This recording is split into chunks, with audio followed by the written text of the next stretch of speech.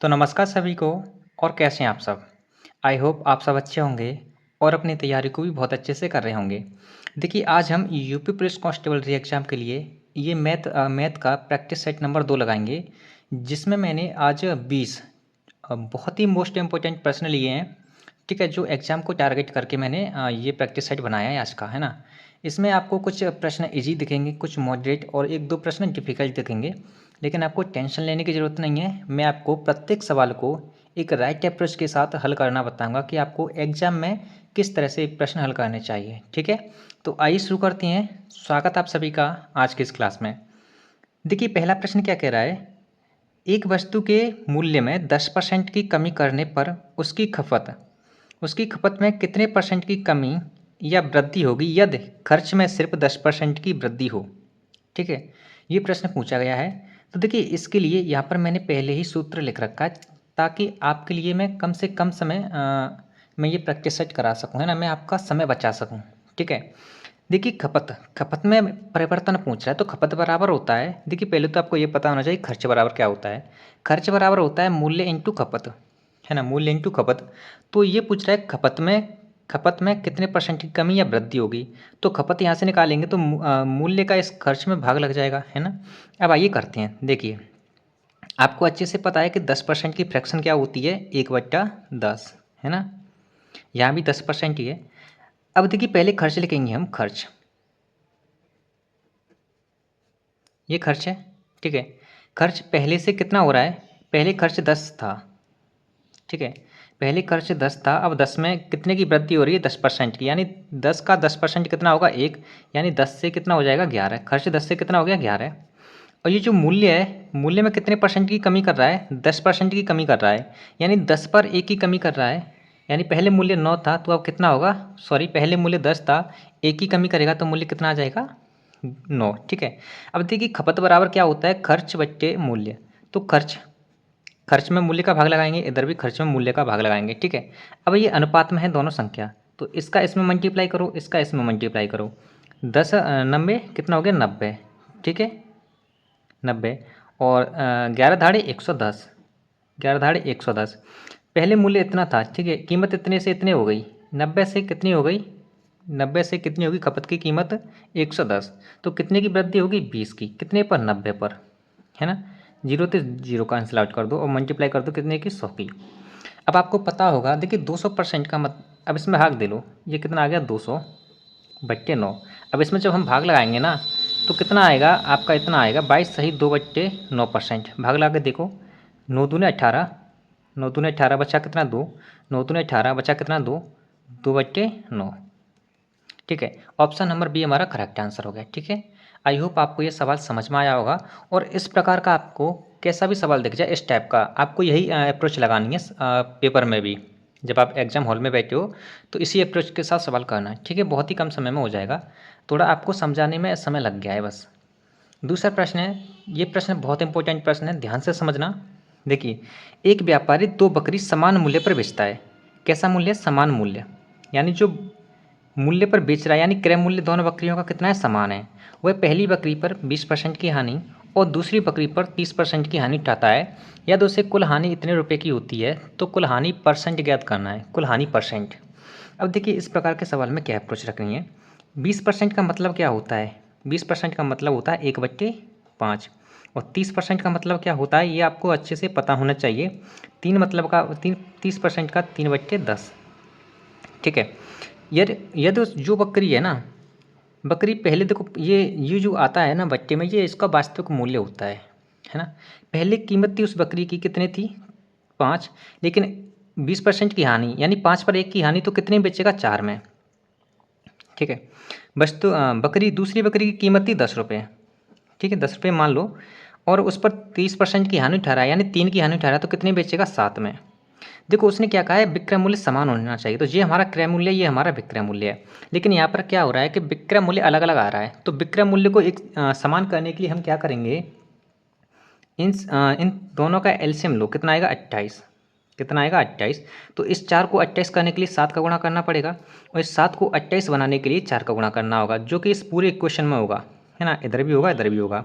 तो यहाँ से कितना आ जाएगा? CP 7×5 = 35, और यहाँ पर एस पी कितना आएगा 28, ठीक है। यहाँ से सी पी कितना आ जाएगा 40 और यहाँ पर एस पी कितना आएगा 28, क्योंकि हमें विक्रय मूल्य समान करना। अब ये हमारा विक्रय मूल्य कैसा हो गया, इक्वल हो गया है ना, इक्वल हो गया। अब देखो इन्हें ऐड करो क्रय मूल्य को, क्योंकि कुल हानि निकालनी है ना हमें। तो कुल हानि निकालने के लिए हमें कुल मूल्य क्रय मूल्य भी पता होना चाहिए, विक्रय मूल्य भी पता होना चाहिए। तो 75 आ गया, ठीक है। ये कितना आएगा 56 यानी 56। अब इस पर कुल हानि कितने की हुई है, कुल हानि कितने अंक की हानि हुई है, कितने रुपये की हानि हुई है।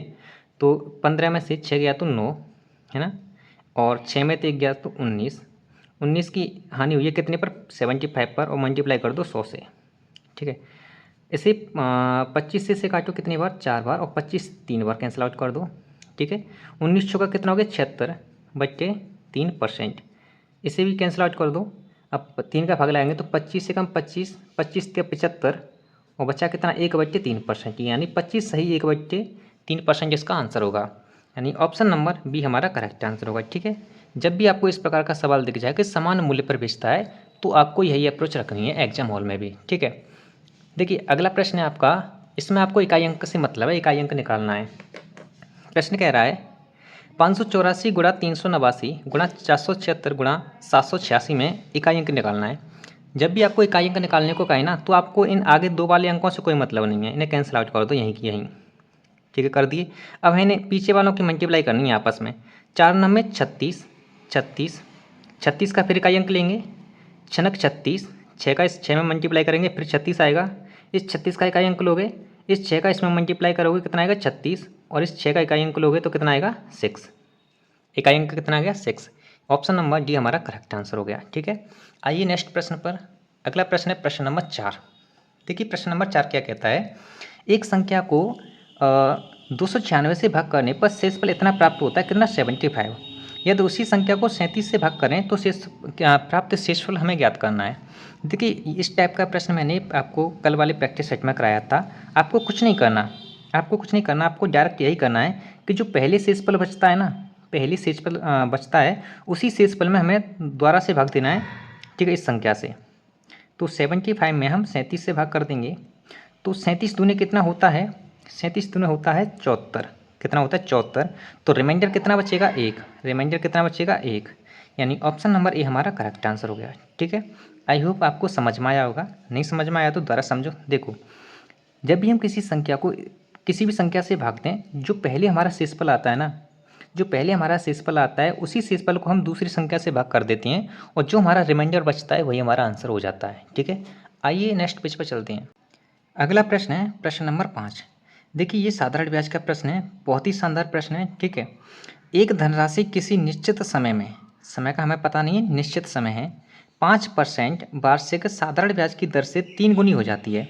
यानी दर कितनी है 5%, 5% की दर से ये जो मूलधन था हमारा मूलधन, ये अमाउंट कितना हो रहा है 3 गुना, जो अमाउंट होगा ना अमाउंट, ये पहले एक अमाउंट था तो अब कितना हो गया 3 गुना, कितना हो गया 3 गुना। तो इसमें जो ब्याज मिला होगा वो ब्याज कितना मिला होगा 2 रुपये, 2 यूनिट में ब्याज मिला होगा है ना, कितने यूनिट में 2 यूनिट में ब्याज मिला होगा है ना। अब ये पूछ रहा है कि तो उसी निश्चित समय में किस दर से, अब हमें दर ज्ञात करनी है, यह राशि 5 गुनी हो जाएगी। यानी पहले अमाउंट मूलधन कितना है 1, और अब 5 गुनी हो जाएगी तो अमाउंट कितना हो जाएगा 5। तो इस पर जो ब्याज मिलेगा वो कितना मिलेगा 4 रुपये, है ना। अब देखो साधारण ब्याज के प्रश्न को हम ब्याज से सॉल्व करते हैं, किससे ब्याज से। अब जो पहली वाली ब्याज थी हमारी 2 रुपये 2 यूनिट में, दूसरी वाली ब्याज कितनी है 4 यूनिट में, तो ये इसका कितना गुणा है, कितना मल्टीपल है 2 मल्टीपल है ना, 2 गुना है। तो हमें इस दर का भी 2 गुना निकाल देना चाहिए बस, तो कितना आ जाएगा 10%, और ये 10% हमारा करेक्ट आंसर हो जाएगा, ठीक है। नहीं समझ में आया दोबारा समझो। 5% की दर से एक धनराशि 3 गुनी हो रही है, यानी पहले प्रिंसिपल यानी मूलधन था 1 यूनिट में, तो कितना यूनिट हो रहा है 3 गुना, ठीक है। तो देखिए अमाउंट क्या होता है, अमाउंट होता है हमारा, अमाउंट बराबर होता है प्रिंसिपल प्लस सिंपल इंटरेस्ट यानी ब्याज। तो ब्याज कितनी होगी 2 रुपये होगी, जब ये अमाउंट 1 से 3 हुआ होगा है ना। यहाँ भी ब्याज कितना होगा, यहाँ भी जो प्रिंसिपल होगा 1 यूनिट में होगा, उसका मल्टीपल कितना है 5 गुना है ना। जो अमाउंट 5 गुना हो रहा है तो इस पर ब्याज कितना मिला होगा 4 रुपये। अब जो साधारण ब्याज का प्रश्न होता है ना, बस उसे हम ब्याज से ही करते हैं। जो पहले वाली ब्याज मिली थी हमें 2 यूनिट में, दूसरी वाली ब्याज मिली है 4 यूनिट में, तो 4 यूनिट ना 2 यूनिट का कितना गुना है, 2 गुना। तो हमें इस दर का भी बस 2 गुना ही कर देना चाहिए और हमारा आंसर निकल के आ जाता है। ठीक है, यही अप्रोच रखनी है आपको एग्जाम हॉल में भी इस प्रकार के सवालों पर। ठीक है, अगला प्रश्न है प्रश्न नंबर 6। देखिए प्रश्न नंबर 6 कहता है, ये चक्रवृद्धि ब्याज का प्रश्न है, जो इसी टाइप का प्रश्न है। ठीक है, कोई धन चक्रवृद्धि ब्याज पर 2 वर्ष में अपने का 3 गुना हो जाता है। यानी ये समय है हमारा टाइम 2 वर्ष है। 2 वर्ष में प्रिंसिपल कितना है, 1, और ये कितना मल्टीपल हो रहा है, कितना गुना हो रहा है, यानी अमाउंट बनेगा कितना गुना, 3 गुना। कितना गुना, 3 गुना। ठीक है, और ये पूछ रहा है तो वही धनराशि कितने वर्षों में, 9 गुना हो जाएगी। यानी प्रिंसिपल 1 होगा तो ये कितना मल्टीपल हो जाएगा, 9 गुना, है ना। देखिए साधारण ब्याज के सवाल में हम साधारण ब्याज से सवाल को करते हैं इस टाइप के को, लेकिन चक्रवृद्धि ब्याज के सवाल को ना हम अमाउंट से करते हैं। ये जो बाद वाला अमाउंट है ना, ये इसका कितना वर्ग है, यानी इसको हम ये भी तो लिख सकते हैं 3 का वर्ग। यहाँ से हमें ये भी तो लिख सकते हैं 3 की घात 1। तो हमें इसकी घात से मतलब होता है, ये इसकी घात यहाँ पर 1 है, यहाँ पर कितनी है, 2। तो ये घात इसका कितना मल्टीपल है, ये घात इसका कितना मल्टीपल है, 2 मल्टीपल, है ना। ठीक है, 2 गुना है ना, तो हमें इसका भी 2 गुना निकाल देना चाहिए, बस हमारा आंसर निकल आएगा। 2 गुना कितना आएगा इसका, 4। यानी 4 वर्ष में ये धनराशि 9 गुनी हो जाएगी। ठीक है, कितने वर्ष में, 4 वर्ष में। ठीक है, आई होप आपको ये मेथड समझ में आया होगा। नहीं समझ में आया है तो दोबारा इसी प्रश्न को अच्छे से देख लेना वीडियो को बैक करके। ठीक है, अगला प्रश्न है प्रश्न नंबर 7, जो कि आपका सतत भिन्न से संबंधित है। ठीक है, बहुत अच्छा सवाल है, बहुत आसानी से मैं इसे करने का बताऊंगा आपको कैसे करना है एग्जाम हॉल में। देखिए यहाँ मैं दोबारा नहीं लिखूंगा, इस सवाल को सीधा डायरेक्ट हल करते हैं। सबसे पहले हम नीचे से हल करते हैं इस सवाल को। तो 8 पंजे 40, 40 और 41, 41 बट्टे 5, यानी कितना आ जाएगा, 41 बट्टे 5, 41 बट्टे 5। 5 ये नीचे आएगा तो ये 5 इस पूरे के नीचे 5 आएगा, है ना। फिर ये इस पूरे के नीचे है तो ये 41 बट्टे 5 है ना, 5 बट्टे 41 हो जाएगा। कितना हो जाएगा, 5 बट्टे 41। अब प्लस में कितना है, 2, तो 41 दूने कितना हो गया, 84, सॉरी 41 दूने 82, 82 और एक कितना हो गया, 83, 83 है ना, कितना हो गया, 83। ठीक है, तो ये कितना हो गया, देखिए दोबारा से समझो। 8 पंजे 40, 40 और एक 41, 41 बट्टे कितना आ गया, 5। लेकिन जो ये 5 है ना, ये 5 इसके नीचे आ रहा है तो ये 5 कहाँ जाएगा, यहाँ, यानी 5 की मल्टीपल यहाँ हो जाएगा और इसकी जगह पर कितना आ जाएगा, 41। इसकी जगह पर कितना आ जाएगा, 41 आ जाएगा, है ना, कितना आ जाएगा, 41। अब ये फिर एक भिन्न बन गई, 41 दूने 82, 82 प्लस 5, 82 प्लस 5 कितना हो गया, 87। तो 87 हो गया ना, 87 यहाँ आ जाएगा, इसकी जगह पर 87 आ जाएगा, टोटल की जगह पर 87 आ गया। ठीक है, कितना आ गया, 87, और 87 बट्टे कितना आएगा, 87 बट्टे कितना आएगा, 41, 87 बट्टे कितना आएगा, 41। लेकिन ये सब इसके नीचे है, यानी 1 बट्टे 87 बट्टे 41, तो ये 41 कहाँ जाएगा, ऊपर जाएगा। तो कितना आ जाएगा हमारा आंसर, 41 बट्टे 87। ठीक है, कितना आ जाएगा, 41 बट्टे 87। इसका एक दूसरा तरीका और है जो मैं आपको अगले प्रैक्टिस सेट में बताऊँगा। ठीक है, ऑप्शन नंबर बी हमारा करेक्ट आंसर होगा। ओके, आइए प्रश्न नंबर 8 करते हैं, जो कि आपके टाइम एंड वर्क से संबंधित प्रश्न है। ध्यान से समझना इस प्रकार के प्रश्नों को कैसे करते हैं। एग्जाम हॉल में क्या अप्रोच रहेगी।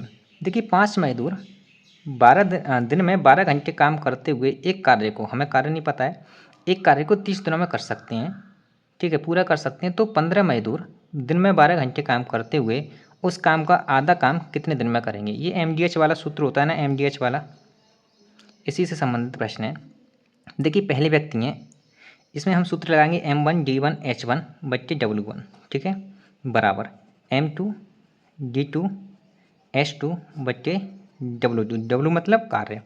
अब देखो पहले व्यक्ति कितनी है, 5 व्यक्ति हैं, कितने दिन हैं, 30 दिन हैं, और दिन में कितना काम कर रहे हैं, 12 घंटे। ठीक है, काम कितना है उसका, 2 यूनिट मान लो, तो कितना यूनिट, 2 यूनिट मान लिया हमने। ठीक है, हमें पता नहीं लेकिन 2 यूनिट मान लेते हैं। तो दूसरा व्यक्ति कितने हैं, 15।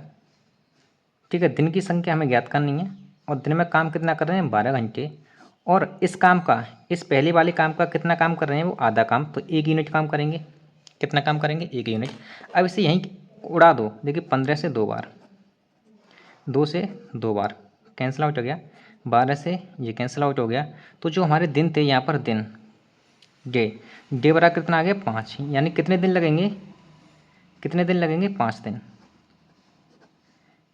ठीक है, आई होप आपको ये मेरे सवालों को करने का तरीका आपके समझ में आ रहा होगा। ठीक है, ऑप्शन नंबर डी हमारा करेक्ट आंसर हो गया।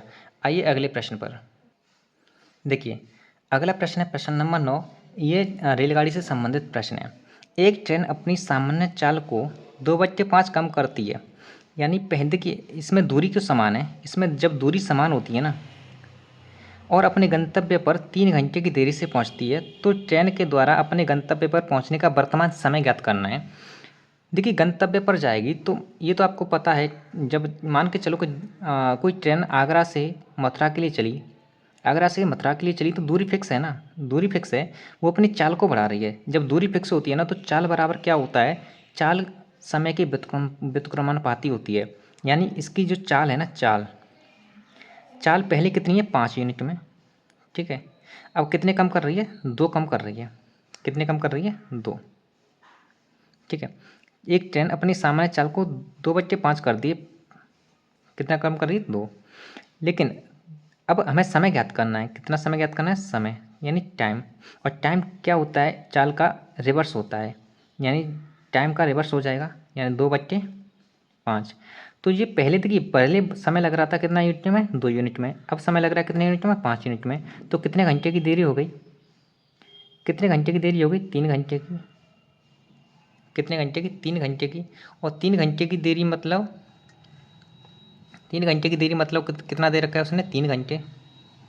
ठीक है, तो 1 यूनिट बराबर कितना आएगा, 1 यूनिट बराबर 1 घंटे आएगा।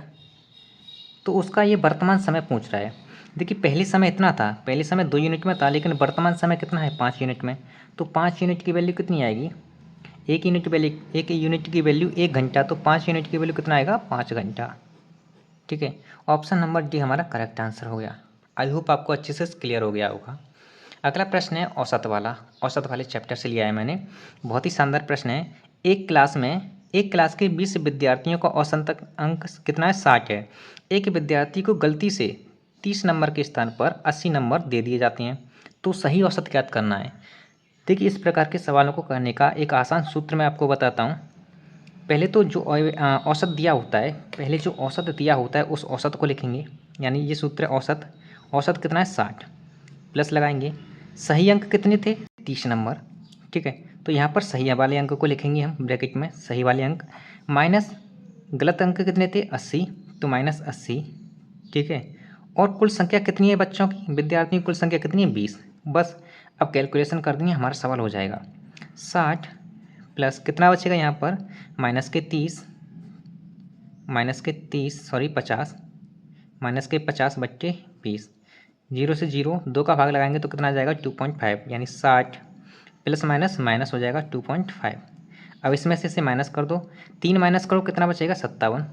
और ये 3 माइनस हमने 5 ज़्यादा माइनस कर दिया तो 5 यहाँ पर पॉइंट लग देंगे, 5.5 हो जाएगा। ठीक है, यानी 57.5।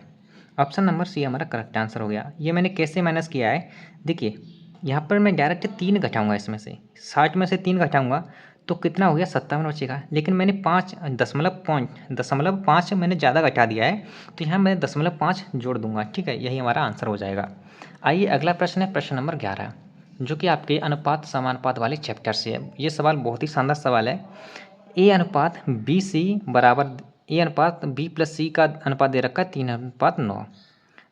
फिर कह रहा है ये सी अनुपात ए प्लस बी का अनुपात दे रखा है 10:14। तो ये पूछ रहा है कि बी अनुपात ए प्लस बी का मान कितना होगा, है ना। देखिए आपको पता है कि 3 व्यक्ति हैं, ये A plus B, B C, A B C 3 व्यक्ति हैं, और 3 व्यक्ति को ये कितना रुपये में, कितने अनुपात में वैल्यू बांट रहा है, रुपये बांट रहा है, कुछ भी बांट रहा है, 3:9 में। तो इनका कुल का योग, तीनों का योग कितना होगा, 12। ठीक है, इन्हीं तीनों का योग यहाँ पर कितना है, 12 है। समझने के लिए ध्यान से समझना मैं किस टाइप से कर रहा हूँ इस सवाल को। और यहीं पर ये तीनों व्यक्ति फिर यहीं पर हैं, वही तीनों व्यक्ति हैं जो पहले यहाँ पर हैं।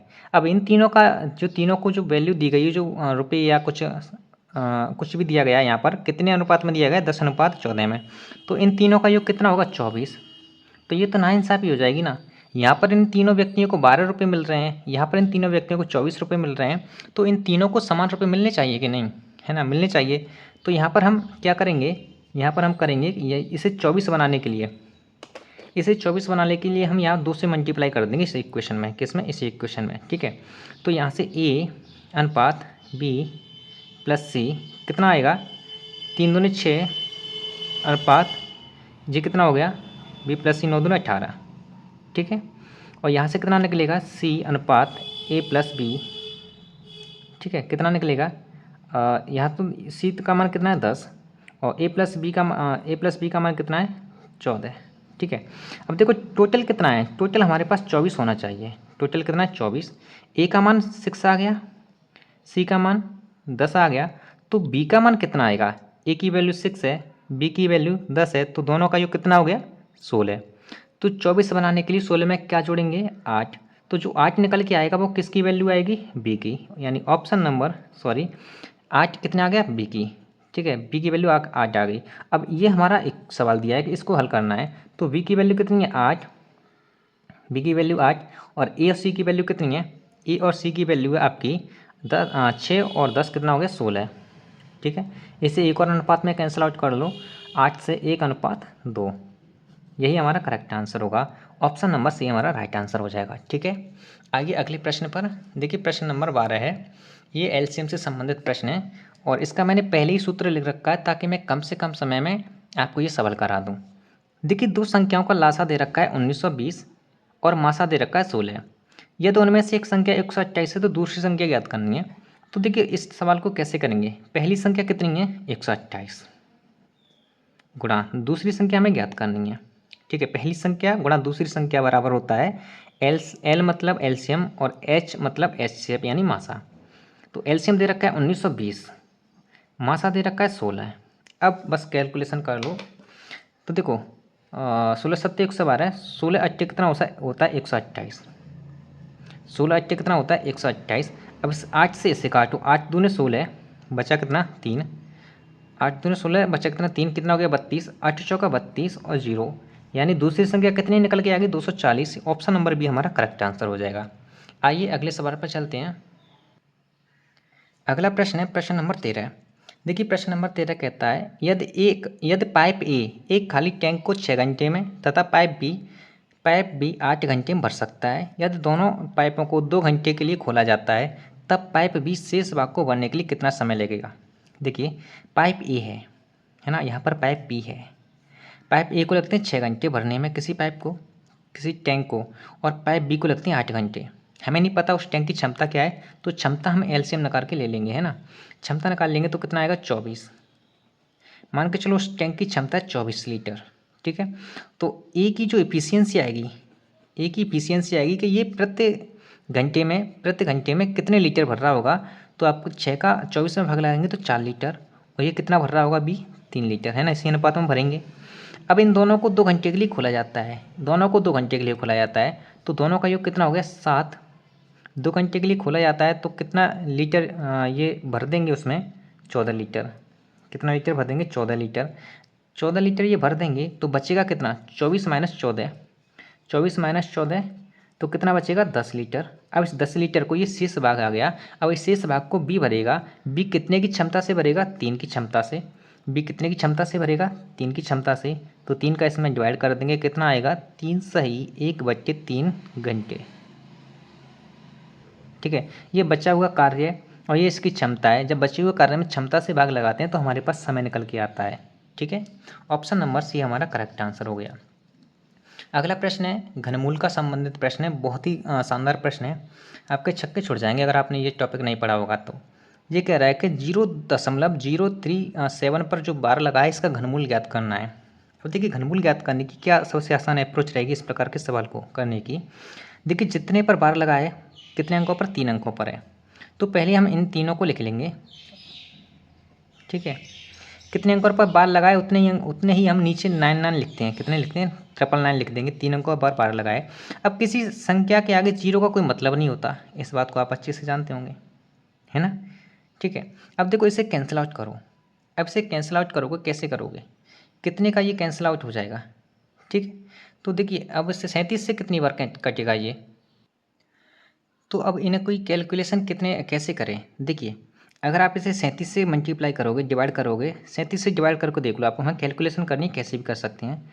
37 से डिवाइड करके देखेंगे 999 को, तो 37 दूने 74, बचा कितना 5 और 2 यानी 25, और अंक उतार लेंगे 9, यानी अब 37 में 7 में कितने का मल्टीप्लाई करूँ कि 9 आ जाए, यानी 7 7 49, 7 7 49 कैरी 4, 7 या 21 और 4 25, यानी ये कितनी बार कटेगा 1/27 बार। अब इसी का हमें क्या निकालना है, घनमूल निकालना है।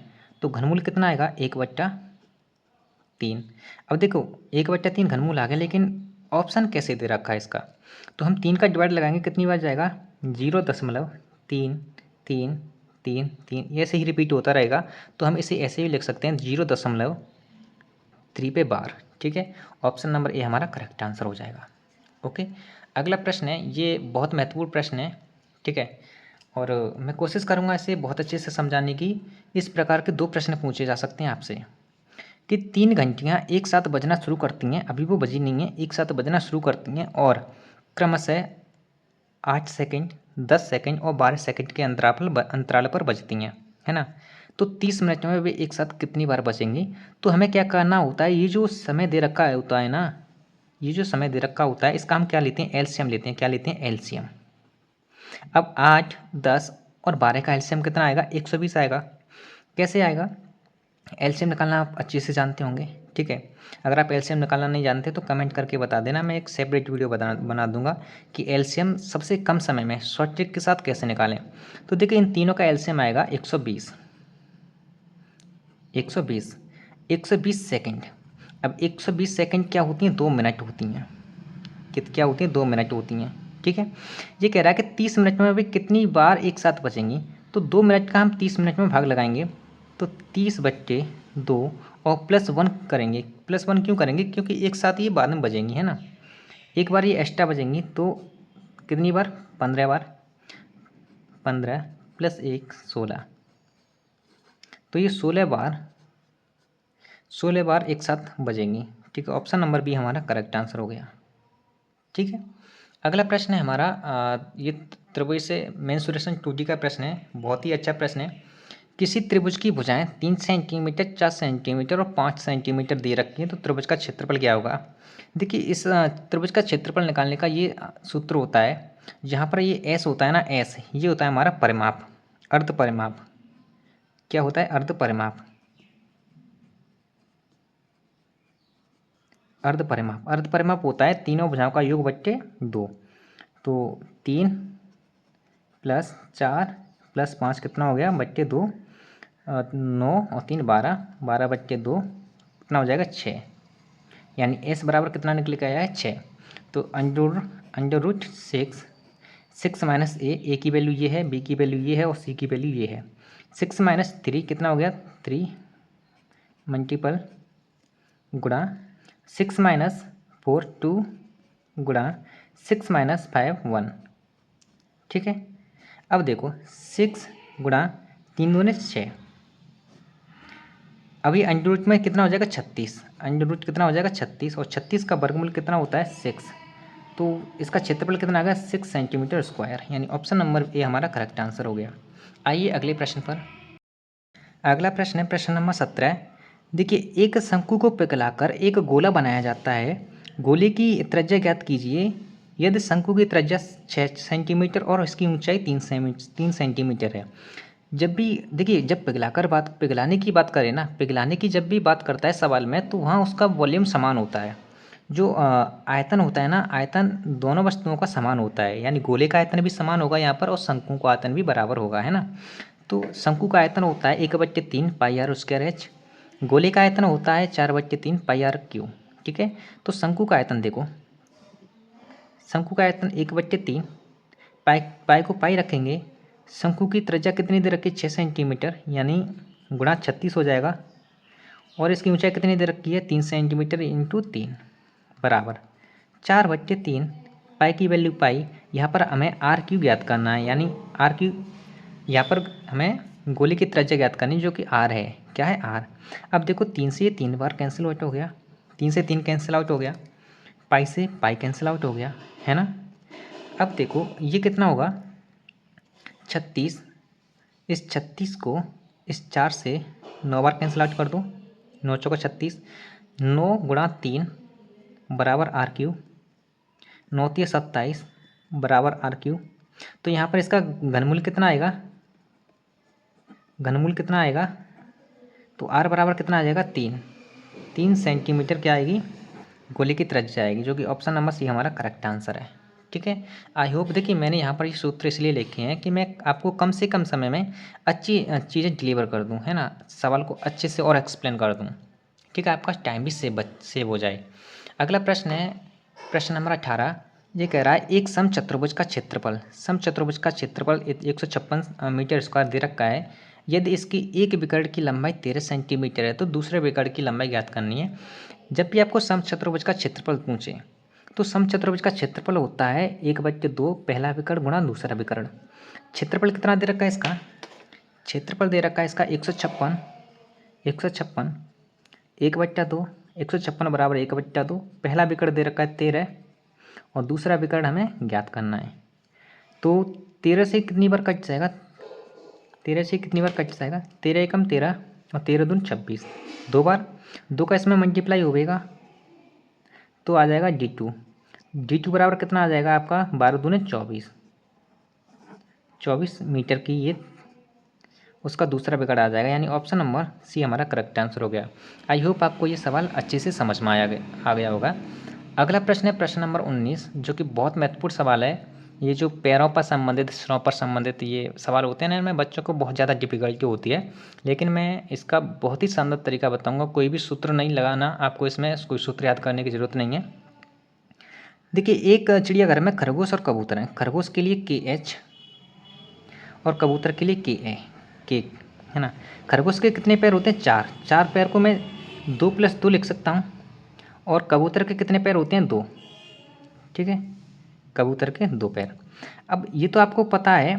और यदि सिरों को गिना जाए तो उनके सिर कितने हैं, उनके सिर कितने हैं 120, और पैरों को गिना जाए तो उनके पैर कितने हैं 340। तो कुल कितने खरगोश हैं, खरगोश की संख्या ये पूछ रहा है। अब आपको इतना अच्छे से पता होगा खरगोश के 4 पैर होते हैं और कबूतर के 2 पैर होते हैं। तो इन दोनों के 2-2 पैर लिए जाएँ, 2-2 पैर लिए जाएँ और इन 2-2 पैर में 120 का गुणा किया जाए, यानी 2 पैर इन दोनों को कॉमन है और इसमें 120 का गुणा किया जाए तो टोटल कितने पैर निकल आएंगे, ये 240 पैर, 240 पैर निकल आएंगे। लेकिन टोटल कितने पैर दे रखे हैं 340, तो इसमें से 240 जाएगा तो कितना एक्स्ट्रा पैर है, एक्स्ट्रा पैर कितने बचे अभी 100 एक्स्ट्रा पैर बचे। ये जो 100 एक्स्ट्रा पैर होंगे ना, ये किसके होंगे, खरगोश के। खरगोश के पास अभी 2 पैर बचे ना, तो ये जो 100 एक्स्ट्रा पैर हैं किसके होंगे, खरगोश के। अब 2 का इसमें भाग लगाएंगे तो कितनी बार जाएगा 50 बार। 100 पैरों में 2 का भाग लगाएंगे तो कितनी बार जाएगा 50 बार, जो कि क्या आ गया, क्या आ गया, ये क्या आ गया आपका, ये आ गया आपका इसके पैर, क्या खरगोश के सिर आ गए। यानी इतने खरगोश हैं, खरगोश के 50 सिर हो गए, 50 ही खरगोश हो गए ना, यही हमारा आंसर हो जाएगा। अगर आपसे ये पूछे कि कबूतर के कितने सिर होंगे, यानी कितने कबूतर होंगे, तो 120 टोटल सिर थे जिसमें कबूतर और खरगोश थे। खरगोश की संख्या 50 आ गई, तो आपको पता चल गया होगा कि कबूतर कितने आएंगे 70। अब आपको वेरीफाई करना है कि ये प्रश्न सही है कि नहीं। तो देखो इसमें 4 का मल्टीप्लाई करो, कितना आ गया 200 पैर आ गए, है ना। अब जो कबूतर हैं कितने 70 में 2 का मल्टीप्लाई करो, कितना आ गया 140। अब इन दोनों सिर को पैरों को जोड़ दो तो कितना आ जाएगा 340। यानी ऑप्शन नंबर ये हमारा जो मैंने ये मेथड बताया है ये आपके लिए अच्छा है ना। इससे हमारा आंसर बहुत जल्दी निकल आता है। कबूतर के 4 पैर हैं, मैंने 2-2 में तोड़ दिए, 2-2 पैर तो दोनों में कॉमन है और इन कॉमन में हम टोटल सिरों का गुणा कर देंगे, एक 240 पैर निकल आए। टोटल पैर दे रखे थे 340, जो कि अभी भी कितने एक्स्ट्रा पैर हैं 100 एक्स्ट्रा पैर हैं। ये जो 100 पैर एक्स्ट्रा हैं ज़्यादा है वो किसकी वजह से है, खरगोश की वजह से, क्योंकि खरगोश के पास अभी 2 पैर ज़्यादा हैं, है ना। आई होप आपको अच्छे से क्लियर हो गया होगा। आइए आज की इस क्लास का, इस प्रैक्टिस सेट का लास्ट प्रश्न है, जो कि बहुत महत्वपूर्ण प्रश्न है, ध्यान से समझना।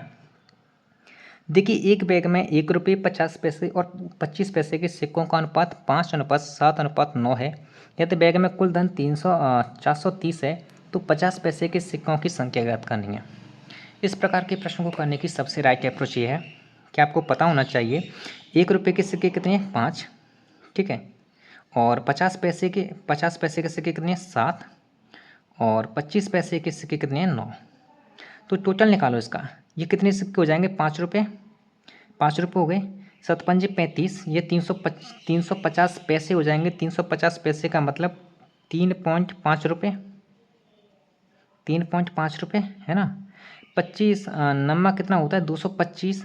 यानी ये कितने पैसे निकल आएंगे? रुपये निकल आएंगे यहाँ से। 25 नम्मा 225, 25 दाड़ 250, यानी 2.25 रुपये। अब टोटल ये रुपये कितने हो जाएंगे? टोटल रुपये हो जाएंगे आपके, देखो 25 और ये आपका 50, 75। ठीक है, 75 और 2, 3, 5 और 5 10, यानी 10.75 रुपये आ गए हमारे। तो इसका मतलब कितना दे रखा है आपका? 430 रुपये। और हमें 50 पैसे के सिक्कों की संख्या निकालनी है। 50 पैसे के सिक्के कितने यूनिट में हैं? 50 पैसे के सिक्के हैं आपके 7 यूनिट में। कितने यूनिट में? 7 यूनिट में। तो हमें 7 यूनिट की वैल्यू निकालनी है। तो इसका इसमें भाग कर दो 10.75 मल्टीपल 7। अब देखो दशमलव को हटाओ, 2 जीरो चिपका दो, है ना। अब क्या करेंगे? 5 से कैंसिल आउट करो। 5 दूने 10, ठीक है, 5 दूने 10, 5 एकम 5, बचा कितना? 2, 5 25। 5 से 8 पंजे 40, 8 पंजे 40, बचा कितना? 3, 5 का 30 और डबल जीरो, है ना। फिर 5 से, 5 का 20, 5 दिए 15, 5 का 20 और 5 दिए 15, ठीक है। 5 का 20, 5 दिए 15 और 5 से कैंसिल आउट करो तो ये निकल के आएंगे आपके 5 एकम 5, ठीक है। 5 एकम 5 बचा कितना? 3, 36 हो गया। 5 7 35, यानी 17 पंजे 85, बचा कितना? 1, 5 दूने 10 और 0, ठीक है। अब इसमें कितने से करोगे? 4 से। कितने से? 4 से। जैसे ये 4 से 4 या 43 से 4 बार कट जाएगा। कितना? ये 172 4 बार कटेगा। 0 तो बाद में रख लेंगे हम, है ना। तो देखो 4 3 12 की 2, 4 चौका 16 1 17, कितनी बार? 4 बार। और ये 0 हमारा बचा है। अब 40 में 7 का मल्टीप्लाई कर दो तो कितना आएगा? संचो को 28, संचो को 28। तो कितने सिक्के निकल आएंगे? 280। 280 यहाँ पर रख लो आप, यही हमारा करेक्ट आंसर हो जाएगा, ठीक है। तो ये रहा आज का प्रैक्टिस सेट, जिसमें हमने 20 अति महत्वपूर्ण प्रश्नों की प्रैक्टिस कर ली है, ठीक है। अगर आपको मेरे समझाने का तरीका समझ में आता है, ठीक है, तो आप अपना फीडबैक जरूर दिया करें कमेंट के माध्यम से, ओके। और बाकी मैं आपको, ये तो हमारे अभी दूसरा प्रैक्टिस सेट है, जैसे ही हम आगे बढ़ते जाएंगे तो मैं आपको और अच्छे से समझाने की कोशिश करूँगा और अच्छे अच्छे प्रश्न लाऊंगा जहाँ जहाँ से ज़्यादा पॉसिबिलिटी रहेगी प्रश्न आने की। और मैं आपको एक ऐसे तरीके बताऊँगा जहाँ आप कम से कम समय में अपना पेपर, ये जो 18-20 प्रश्न आते हैं ना, इन्हें बहुत ही कम समय में 25 से 30 मिनट के अंदर कंप्लीट कर लो अपने एग्ज़ाम हॉल में, ठीक है। मैं आपको वही तरीके बता रहा हूँ जो आपको कम से कम समय में सवालों को सॉल्व करना सिखा देंगे, ओके। तो चलिए मिलते हैं नेक्स्ट क्लास में। धन्यवाद।